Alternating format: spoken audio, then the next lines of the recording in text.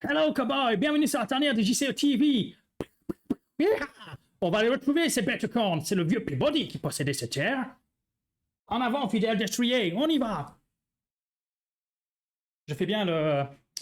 C'est Kiro, le vieux Peabody qui possédait cette terre. Quoi, il veut se battre avec moi en drive, avec la TV. Oh, il est trop fort, il est beaucoup trop fort.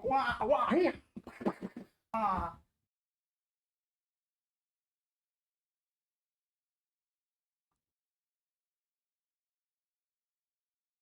Il se demande quoi, bien évidemment.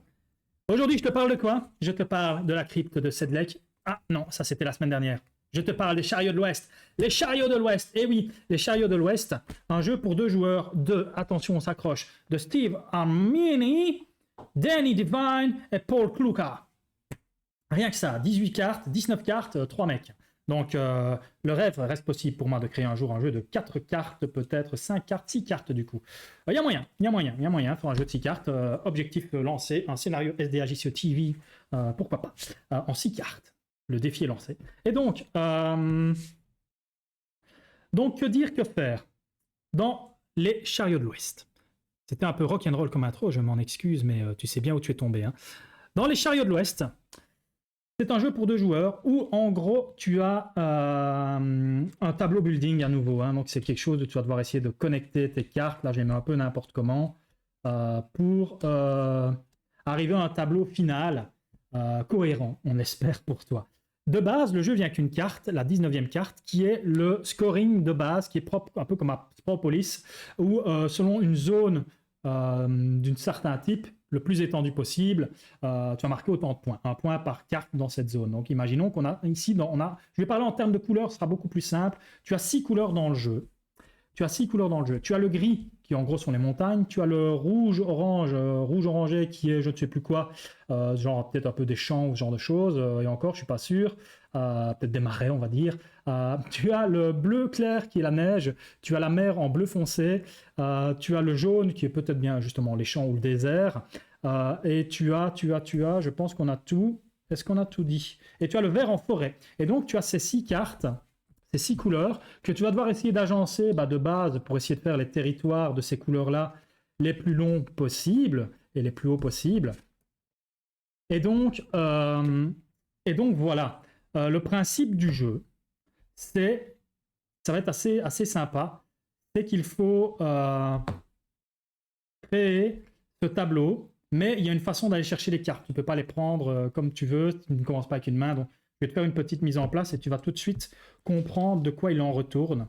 Au départ, tu as donc la carte de base pour scorer et tu vas prendre au hasard 3 cartes que tu vas retourner et qui seront tes scorings,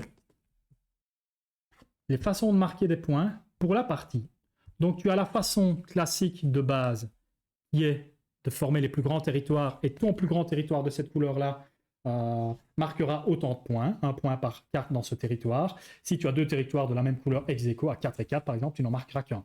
Et donc, toutes les autres cartes, tu les laisses du côté avec les petits dessins et les icônes visibles et tu vas faire le tour du plateau. Alors, je ne sais plus combien il faut en mettre pour que ça soit pile poil bon, mais je pense que ça doit ressembler plus ou moins, un peu court, ça doit ressembler plus ou moins à ça. Et donc, ta mise en place, tu vas te retrouver avec cette espèce de barillet de revolver, si on veut, une roue de chariot, où commencer la partie. Le premier joueur, tu peux le tirer au hasard, soit tu t'arranges toujours, commencera à choisir ses cartes et le deuxième joueur va lui dire où commencer. Donc c'est le deuxième joueur entre guillemets qui initie la partie, qui va dire ok, toi tu peux commencer à choisir des cartes à partir de là. Et donc le principe de ça, c'est de dire ok, à moi je peux commencer par cette carte là, je peux décider d'abord de la prendre et ok, et de la placer dans ma zone de jeu, ou de me dire que celle-là elle m'intéresse pas trop au vu des objectifs qu'on a ici qui sont chaque fois différents. J'ai peut-être envie plutôt d'aller chercher celle-ci, qui m'intéresse mieux. Donc je vais prendre celle-là. Par contre, toutes les cartes que j'ai laissées depuis la carte que tu m'as dit de prendre, c'est l'autre joueur qui va les prendre. Et là est tout le twist du jeu. Donc imaginons dans mon exemple que je devais prendre potentiellement celle-ci, que j'ai pas envie, ou que je la prends. Allez, hop, je la prends et je la mets dans mon tableau. Le premier joueur est là, le deuxième sera là. Donc mon premier joueur a pris ça, donc le deuxième, il va commencer à la carte suivante. Donc le deuxième joueur, il pourrait se dire, ok, je prends celle-là, ou bah, ça m'intéresse pas trop, j'ai envie d'aller chercher celle-ci. Je prends celle-ci, je la mets dans le tableau. Par contre, l'autre joueur va gagner les 2 cartes suivantes et devra essayer de les mettre dans son tableau. Donc tu sais exactement ce que tu lui laisses à chaque fois pour faire son tableau. Au niveau de la disposition des cartes, tu peux les superposer. Tu ne peux pas juste superposer une carte complètement sur une autre. Ça marche pas. Par contre, tu peux superposer un cadre contre un cadre, 2 contre 2, les 2 du bas, les 2 du côté, revenir mettre une carte qui n'en bloque que 1 ou 2. Donc d'une carte de base, tu vas pouvoir essayer de marquer des icônes ou de les masquer un peu comme tu veux. Tu ne peux pas juste recouvrir complètement une carte par une autre. Ça, tu ne peux pas. Par contre, si tu as 2 cartes comme ceci, qui sont 2 cartes séparées, je pense que tu peux venir mettre une 3e carte par-dessus comme ceci, parce qu'elle ne recouvre pas une carte complètement, elle recouvre toujours 2. Et donc, le principe du jeu va être là. Plus on va avancer, bah, imaginons le prochain joueur a envie de prendre celle-ci. Moi, ça m'intéresse celle-ci. Puis si ça n'intéresse pas, il va prendre celle-là. Ça veut dire qu'il me laisse ces 2-là. Et en gros, le jeu va continuer comme ça jusqu'à ce que le plateau soit vide et qu'on ait créé tous les 2 nos zones de jeu. Il faut noter aussi que chaque zone ici va être très importante, donc les cartes objectives vont être très importantes dans le sens où bah, ça va orienter complètement ta partie. Il y a peut-être des cartes et des icônes que tu vas devoir essayer de masquer parce qu'elles te font perdre des points de victoire.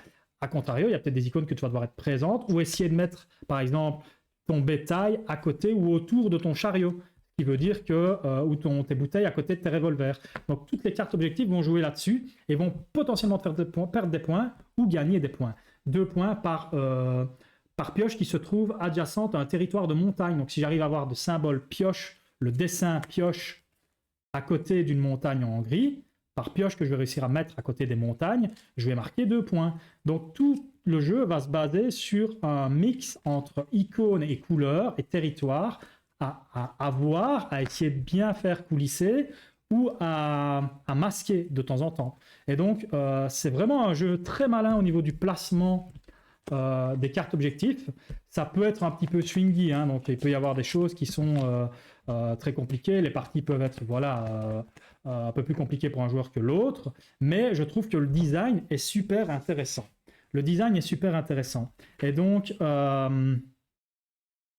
voilà, c'est vraiment un jeu. Je regarde juste une petite particularité.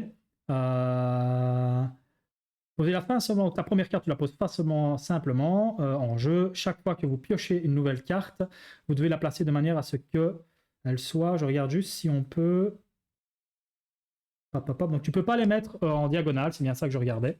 Tu ne peux pas les mettre comme dans celle-là, ça ne va pas marcher en diagonale. Tu dois vraiment les mettre comme ceci, à côté, au-dessus, par-dessus. Tu ne peux pas couvrir complètement et ne pas la mettre en diagonale, tout simplement. Le diagonale ne marche pas, tu dois chaque fois être comme ceci. Comme ça. Et donc voilà, je vais juste regarder un truc, je ne sais plus si on peut retourner une carte. Jusqu'à ce que, bon, je pense que oui, hein, du plateau touche sur un autre territoire de votre garde, vous pouvez placer votre carte de manière à ce qu'elle se couvre un ou plusieurs territoires, oui. Vous ne pouvez pas placer une carte de manière à ce qu'elle soit reliée à votre bourgade que par un coin, donc comme je viens de te montrer. Et tu ne peux pas tourner une carte à 180 degrés. Tu peux par contre tourner une carte à 180 degrés, mais tu ne peux pas la placer horizontalement. Donc oui, tu peux bien la retourner à l'envers, mais par contre, tu ne peux pas faire ça. Parce que forcément, ça ressemble à rien. C'est pas prévu pour ça. Tu ne peux pas faire ça, mais tu peux bien faire ça. Donc tu peux coulisser tes cartes comme tu veux, sauf tu ne peux pas les mettre à l'horizontale.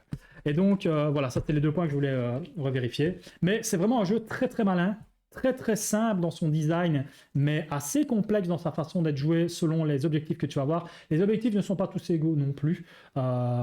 Et donc, moi je trouve ça très malin aussi le fait de pouvoir dire ok, je te laisse autant de cartes pour essayer d'aller chercher celle-là, et à la limite je te laisse, ou alors je passe juste une carte. Des fois tu passes juste une carte pour lui laisser 2 cartes qui ont beaucoup de malus dessus, par exemple, qui vont l'embêter. Et donc, tu vas devoir quand même chaque fois regarder ce que ton adversaire fait. Et ça, je trouve ça plutôt sympa. Je vais repasser en vue plongeante. Et ça, je trouve ça plutôt sympa et plutôt bienvenu. Donc, c'est vraiment un jeu, à nouveau, un coup de cœur pour moi au niveau des jeux micro-games. Les Chariots de l'Ouest, je le trouve vraiment très, très bien fait. Et donc, c'est très simple au niveau du design, c'est très élégant. Et le fait d'avoir fait des cartes double côté avec, comme Sprawlpolis, les objectifs d'un côté et les icônes de l'autre, c'est super malin en fait, parce que ça va pas tout le temps être la même partie, ça va pas être tout le temps les mêmes objectifs qui vont revenir. Tu auras toujours la façon de scorer de base classique, et je me demande même si le jeu ne pourrait pas fonctionner au départ, en l'allégeant un petit peu, en ne prenant qu'une carte objectif en plus pour t'initier, d'avoir 2 cartes de plus dans le choix de la roue, de faire que les couleurs plus ça. Et donc, je pense qu'il est un peu bac à sable dans ce sens-là, mais en tout cas, de base, le jeu fonctionne très très bien. Voilà. Moi, j'ai vraiment rien de mauvais à dire sur ce jeu. L'équilibrage, est-ce qu'il est au niveau des cartes objectifs? C'est vrai qu'il y en a qui sont potentiellement plus fortes que d'autres, mais à toi d'adapter ton jeu aussi face à ça. Et surtout, c'est un jeu qui se joue réellement en 15 minutes. Derrière, tu peux relancer une partie très très facilement. Donc voilà, c'était les Chariots de l'Ouest. Moi, vraiment, avec les cryptes de Sedlec en jeu versus, si je dois t'en conseiller deux, c'est de très bonnes pioches. J'aurais du mal à dire lequel passe au-dessus de l'autre. Je pense que Sedlec est plus facile à sortir parce que tu n'as pas tous ces objectifs-là. Tu n'as pas tous les 3 objectifs à regarder en cours de partie, dont certains sont un petit peu plus brainstormy que d'autres. Si au moment où tu fais en place, tu vois qu'il y en a un où tu bugs un petit peu, où ça a l'air un peu trop compliqué ou un peu trop tiré par les cheveux, enlève-le, hein, honnêtement, ça va pas tuer ta partie, enlève-le, remplace-le par autre chose et amuse-toi comme ça. Donc voilà, c'était la crypte de Sedlec. Moi, je n'ai rien de mauvais à dire sur ce... 2 fois. C'était les Chariots de l'Ouest. Décidément, je vais te dire, achète la crypte de Sedlec et pas les Chariots de l'Ouest. Non, pas du tout. Les deux sont très très bien. Si tu vois les deux en magasin, que tu aimes bien ce genre de jeu, de construction de tableau et ici un petit peu de King Domino / Cascadia dans une version pocket. Franchement, c'est une très bonne pioche. Vas-y, les yeux fermés. Je te dis à très bientôt sur la tanière de TV. Prends soin de toi, prends soin de tes jeux et surtout, bon jeu. Et mets les petits pouces vers le haut. C'est très important pour nous rapporter des pépites d'or pour qu'on puisse continuer la chaîne et le travail avec Shep parce que lui, il aime beaucoup les Tipeee, tu vois. Allez, prends soin de toi, prends soin de tes jeux. Je te dis au revoir et à bientôt sur la tanière des jeux. Ciao, cowboy!